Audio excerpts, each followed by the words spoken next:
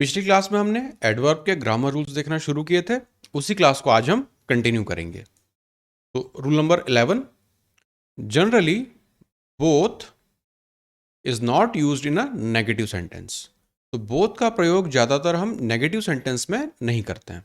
Example देखिए, both of us are not going there. अब यहाँ पे बोथ भी आ रहा है और यहाँ पे आपको दिख भी रहा है कि नेगेटिव सेंटेंस है, इसलिए ये गलत है। सही कैसा दिखेगा? Neither of us are going there. हमें पता है जब दो लोगों की बात हो रही होती है तो वहां पे हम इधर या फिर नीदर का प्रयोग कर सकते हैं। तो इसलिए बोथ की जगह हम यूज करेंगे नीदर को। अब सेंटेंस हो जाएगा neither of us are going there. लेकिन अभी भी ये सेंटेंस सही नहीं है। अभी भी यहां पे एक गलती है। गलती कहां पर है? यहां पर। हमें पता है कि जब यहां पे नीदर है तो नीदर के साथ हमेशा जो वर्ब आएगी वो सिंगुलर आएगी, इसलिए यहां पे आर की जगह यूज करना होगा is. Neither of us is going there. अब ये हो जाएगा हमारा सही। Rule number 12, negative words. Again negative words की बात हो रही है, जैसे कि नॉट और never is not use with deny, forbid, both तो हमने अभी ऊपर देखा। फिर unless, until, lest, hardly, scarcely, rarely, seldom, इन शब्दों के साथ हमें नेगेटिव वर्ड्स नॉट या नेवर अलग से यूज नहीं करना पड़ता, क्योंकि ये जो शब्द हैं ये अपने आप में नेगेटिव कॉनोटेशन साथ लाते हैं। एग्जाम्पल देखिए, unless he does not come Sheetal will not go there. अब प्रॉब्लम है पहले वाले पार्ट में, इस वाले क्लॉज में आपने अनलेस भी यूज किया, उसके बाद अनलेस ही डज नॉट कम, तो ये भी यहां पर नेगेटिव भी यूज किया, इसलिए यहां पे ये सेंटेंस है हमारा गलत। सही कैसा दिखेगा? Unless he comes. तो पॉजिटिव सेंटेंस में अनलेस का प्रयोग हो रहा है, इसका मतलब जब तक वो नहीं आता। यही हम मीनिंग भी देना चाह रहे थे। तो unless he comes Sheetal will not go there. अब ये सेंटेंस हो गया सही।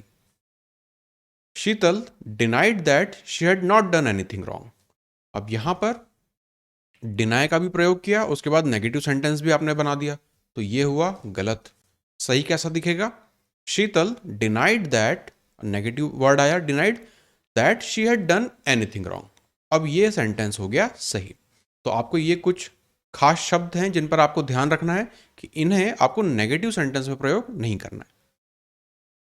Rule number 13, adverb as. अब हम एज की बात कर रहे हैं। Can be use with regard, describe, define, treat, view, know, etcetera. Example देखिए, Sheetal regards him her brother. मतलब शीतल उसे अपना भाई मानती है, लेकिन यहाँ पे रिगार्ड्स के बाद एज नहीं आ रहा है, इसलिए ये वाला सेंटेंस है गलत।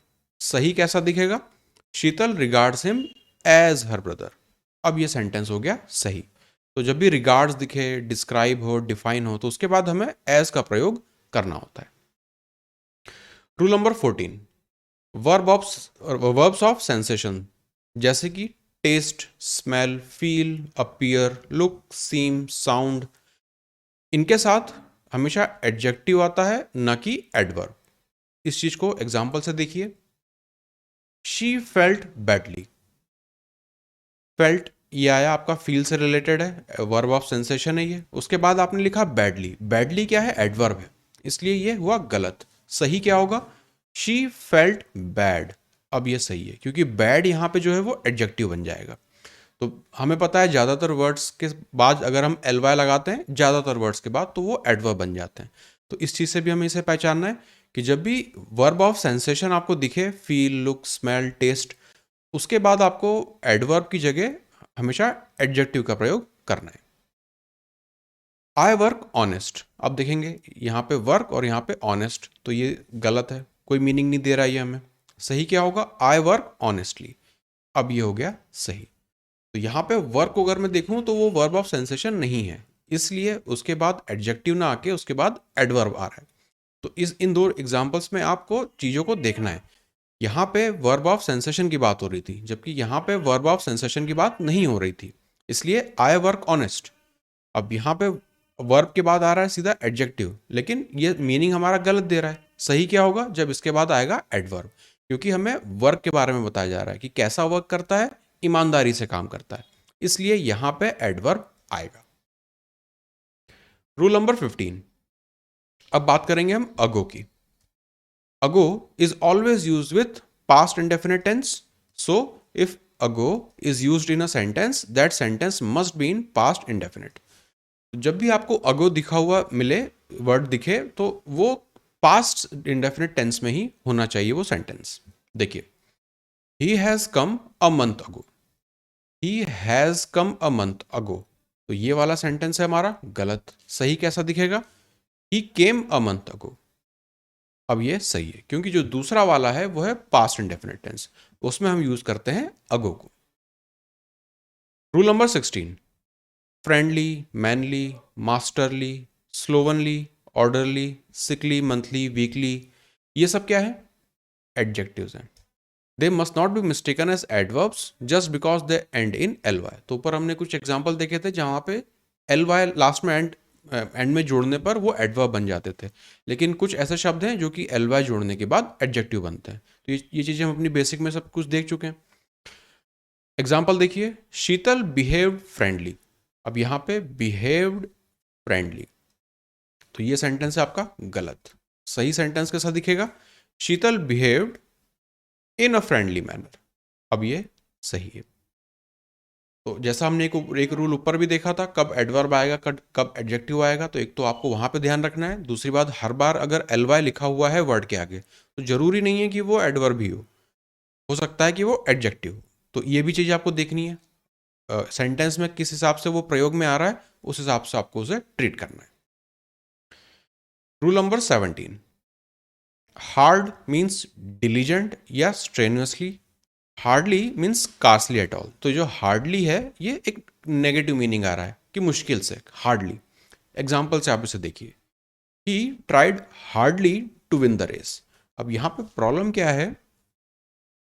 ही ट्राइड हार्डली मतलब उसने बिल्कुल कम मेहनत करी रेस जीतने के लिए, पर ये मीनिंग हम यहाँ पे नहीं देना चाह रहे थे। मीनिंग था he tried hard to win the race, कि उसने बहुत मेहनत करी रेस जीतने के लिए। तो हार्डली का मतलब स्कार्सली एट ऑल, मतलब मुश्किल से कुछ, और हार्ड का मतलब डिलीजेंटली या बहुत मेहनत के साथ। Sheetal has eaten hard anything today. यहाँ पे हार्ड नहीं, हम ये कहना चाह रहे थे कि उसने मुश्किल से, मतलब बहुत कम आज कुछ खाया, मुश्किल से कुछ खाया, इसलिए वहां पे हम यूज करेंगे हार्डली को। तो Sheetal has eaten hardly anything today. अब ये सेंटेंस हो जाएगा सही। Rule number 18, at present means at the present time, और प्रेजेंटली का मतलब शॉर्टली। तो डिफरेंस देखिएगा एट प्रेजेंट में और प्रेजेंटली में। एट प्रेजेंट का मतलब अभी, अभी के हिसाब से, प्रेजेंट टाइम में, और प्रेजेंटली का मतलब ज्यादातर होता है शॉर्टली, मतलब तुरंत, थोड़ी देर में। Nothing more can be done presently, तो हम यहाँ पे मीनिंग ये देना चाह रहे थे कि अब और ज्यादा कुछ नहीं किया जा सकता। तो प्रेजेंटली यहां पे हुआ गलत। सही क्या होगा? Nothing more can be done at present, कि अभी और कुछ नहीं किया जा सकता। तो प्रेजेंटली और एट प्रेजेंट, इन दोनों में आपको डिफरेंस समझना है।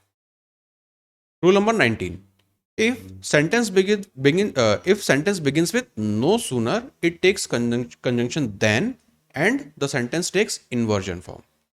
तो इन्वर्जन फॉर्म हमें पता है, जो मेन वर्ब आएगी उसके पहले आएगा हमारा ऑक्सिलरी वर्ब यानी helping verb.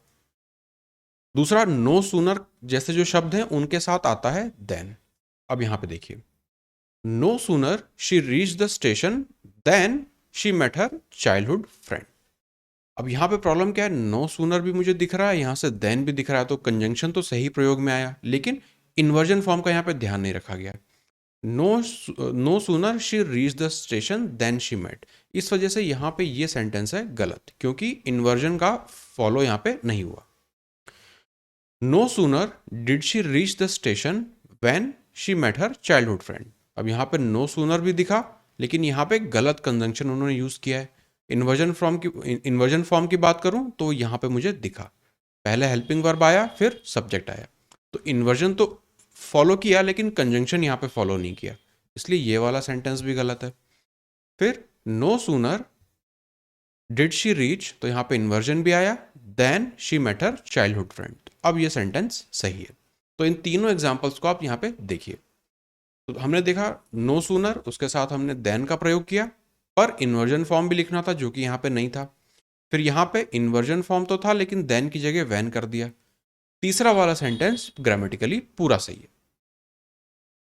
Last rule, if sentence begins with hardly और स्कैर्सली, तो ऊपर हमने देखा नो सूनर वाला, दूसरा केस आता है हमारा हार्डली और स्कैर्सली का। It takes conjunction when and the sentence takes inversion form.